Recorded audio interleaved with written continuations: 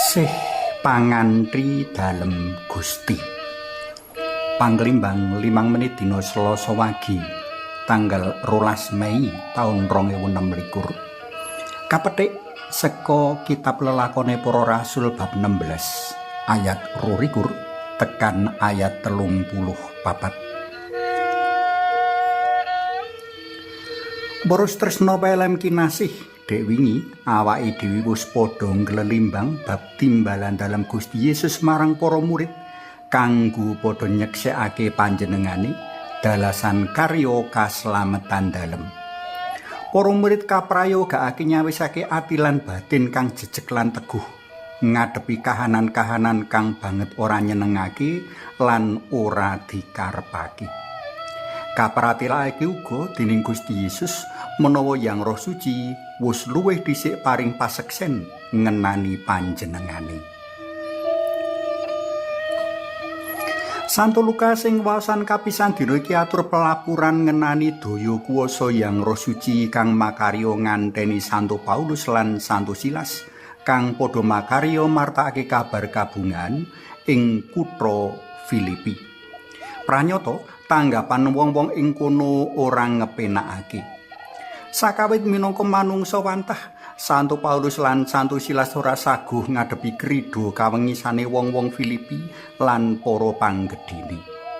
Sawise lempe-lempe iki nangingaya rasul sakloron kauncalake ana njeron pakunjaran. Ngilingi rasul sakloron kaanggep wong-wong kang banget ing bebayani, priagung sakloron kapapakake ing pakunjaran paling tengah kanthi panjagan kang banget rapet. Wong-wong kutha Filipi ora ngerti menawa rasul sakloron ora makarya ijin.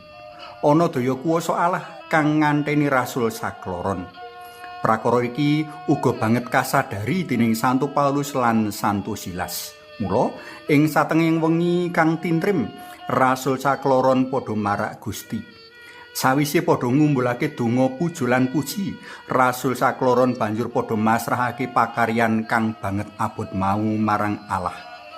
Priagung sakloron uga nyuwun kekuatan sarta panuntun amrih becike laku. Allah Yang Rama midhangetake donga-dongane para rasul kanthi daya kang tan bisa kamangerteni, lawang-lawang pakunjaran kang kinunci lan jinaga rapet kabuka, ranti-ranti kang krincung uga udar. Dene ing papan liya, Yang Roh Suci rumasuk ing ati nuranine prajurit kepala pakunjaran sarta brayati. Prajurit kepala sadar menawa prastawa pangeram-eram iki dudu pakartine manungsa. Mula saka iku prajurit kepala pakunjaran sarta warga sak brayat banjur padha martobat. Liwat prajurit kepala pakunjaran sak brayat, Santo Paulus lan Santo Silas nemokake dalan kanggo nerusake karya kaslametan dalem. Para tresna pelem kinasih, pengalamane Santo Paulus lan Santo Silas kang tinulung dening Allah ing kutha Filipi mbuktekake menawa Allah ora negakake wong-wong kang tuhu jroning martakake kabar kabungan dalem. Pengalamane Santo Paulus lan Santo Silas kang tinulung dening Allah ing kutha Filipi mbuktekake menawa Gusti Yesus ora blinjo ing janji. Tumrap panjenengan para pandemen PLM kang nate utawa nembe ngalami panganingaya marga dadi penderek dalam Sang Kristus, aja cilik ati. Tanpa kita mangerteni, Gusti Allah tansah njangkung lan mitulungi sakeh bot repot lan reribet kita. Sing penting kita percaya lan tansah asrah pangarep marang panjenengane.